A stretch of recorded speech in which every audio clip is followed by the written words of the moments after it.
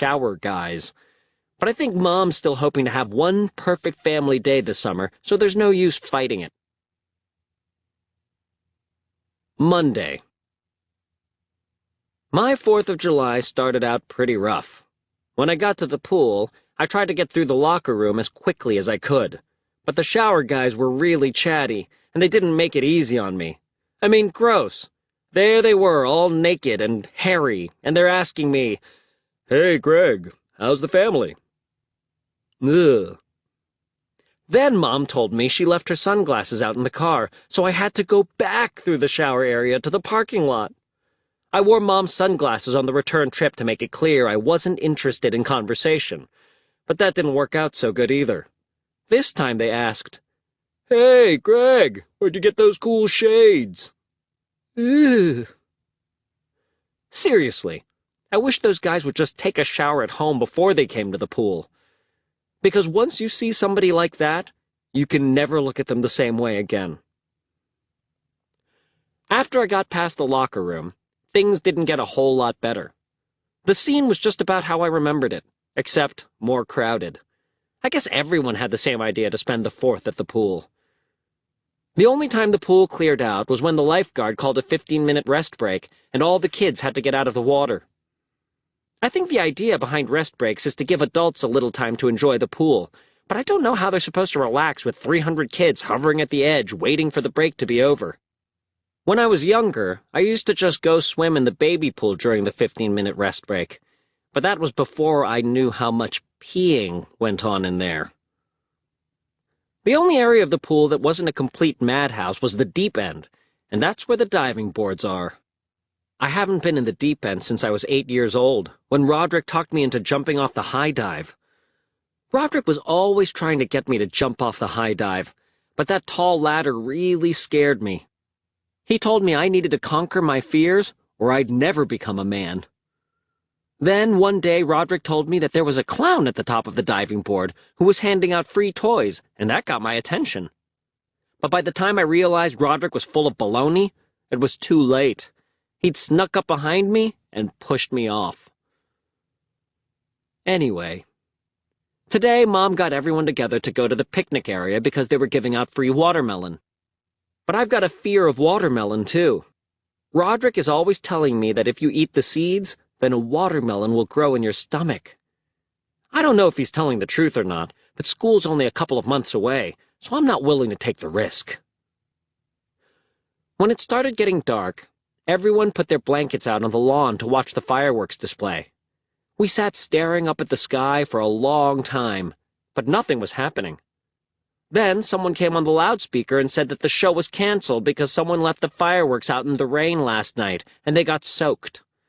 Some little kids started to cry, so a couple of grown-ups tried to create their own fireworks show. Luckily, the fireworks display at the country club down the road started right about then. It was a little hard to see over the trees, but at that point, I don't think anyone really cared.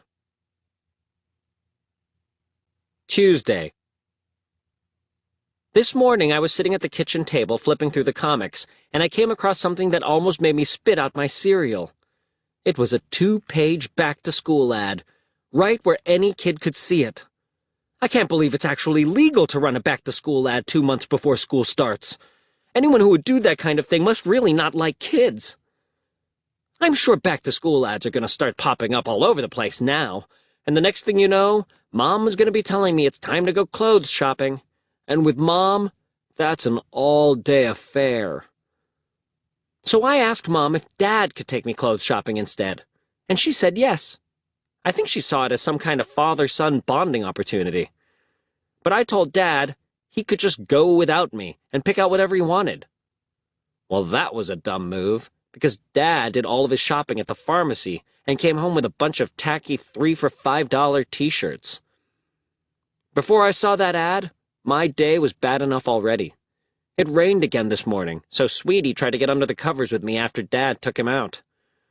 I guess I must have been a little off my game, because the dog found a gap between the blanket and the bed and managed to get through.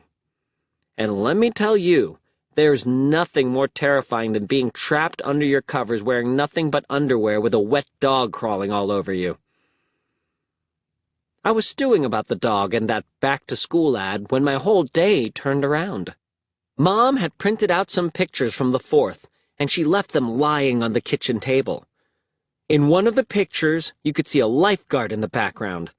It was a little hard to tell, but I'm pretty sure the lifeguard was Heather Hills. It was so crowded at the pool yesterday that I didn't even notice the lifeguards, and if that really was Heather Hills, I can't believe I missed her. Heather Hills is the sister of Holly Hills, who is one of the cutest girls in my class. But Heather's in high school, which is a whole different league than middle school. This Heather Hills thing is changing my whole perspective on the town pool. In fact, I'm starting to rethink my whole summer. The dog has ruined all the fun of being at home, and I realize that if I don't do something quick, I won't have anything good to say about my vacation. I can't even read on the John with that animal yapping at me. So starting tomorrow, I'm going to have a whole new attitude. And hopefully, by the time I get back to school, I'll have a high school girlfriend, too. Wednesday. Mom was really happy I was willing to go to the pool with her and Manny today. And she said she was proud I was finally putting my family in front of video games. I didn't mention Heather Hills to Mom because I don't need her getting in the middle of my love life. When we got there, I wanted to go straight to the pool area and see if Heather was on duty. But then I realized I'd better be prepared in case she was. So I made a pit stop in the bathroom and lathered myself in suntan oil. Then I did a bunch of push-ups and sit-ups to really make my muscles pop. I was probably in there for about 15 minutes. I was checking myself out in the mirror when I heard someone in a stall clear his throat. Ahem. Well, that was pretty embarrassing, because it meant whoever was in there could see me flexing in front of the mirror the whole time. And if that person was anything like me, he couldn't go to the bathroom until he had complete privacy. I figured the person in the stall couldn't see my face, so at least he didn't know who I was. I was just about to slip out of the bathroom when I heard Mom at the front of the locker room, and wouldn't you know it, she shouts, "Greg? Gregory Heffley? Are you still in there?" Ugh. Mom wanted to know what took me so long and why I looked so shiny. But I was already looking past her and scanning the lifeguard stands to see if Heather Hills was on deck. And sure enough, she was. I went right over to her and parked myself underneath her chair. Every once in a while, I'd say something witty, like, "Does Mrs. Arciaga really think it's a good idea to wear a bikini when she's 8 months pregnant?" And I think I was definitely impressing her. I'd get Heather a new cup of water whenever it looked like she needed a refill, and every time some kid would do something wrong, I'd speak up so Heather didn't have to. Like when I'd see 2 kids running or horsing around the pool, I would scream, "Walk!" so Heather wouldn't have to. Whenever Heather's shift ended, I'd follow her to her next station. Every 4th time, I'd end up in front of where Mom was sitting. And let me tell you, it's not easy to be smooth when your mother is sitting 5 feet away, saying things like, "Do you want me to get you something from the snack bar, Honey Bunches?" Oh, Mom. I just hope Heather knows that I would do anything for her. If she wants someone to put suntan lotion on her back or towel her off after she takes a dip in the pool, I'm the man for the job. I basically hung out with Heather until it was time to go. On my way home, I was thinking that if the rest of my vacation goes like today, this will be the best summer ever, just like Mom predicted. In fact, the only thing that can ruin things now is that stupid muddy hand. I'm sure it'll show up at the exact wrong moment and spoil everything. Wednesday. I've been hanging out with Heather every single day for the past week. I realized my friends at school will never believe it when I tell them about me and Heather, so I asked Mom to take a picture of me standing next to the lifeguard chair. Mom didn't have her camera, so she had to use her cell phone, but she couldn't figure out how to take a picture with it, and I ended up standing there for a long time looking like a fool, leaning against the lifeguard chair, gritting my teeth, and telling my mom to press The little green button. I finally got Mom to press the right button to take a picture, but when she did, the camera was pointed the wrong way and she took a picture of herself. See, this is why I always say that technology is wasted on grown-ups. I got Mom to point the camera at me, but right at that moment, her phone rang, and she answered it. "Hello, Barbara? Is that really you?" Oh, Mom. Mom talked for about 5 minutes, and by the time she was done, Heather was on to her next shift. But that didn't stop Mom from taking the picture anyway, just as one of the gross, hairy shower guys took up the lifeguard chair. Great. Friday. Relying on Mom for my ride to the pool is starting to become a problem. Mom doesn't want to go to the pool every day, and when she does go, she only stays a few hours.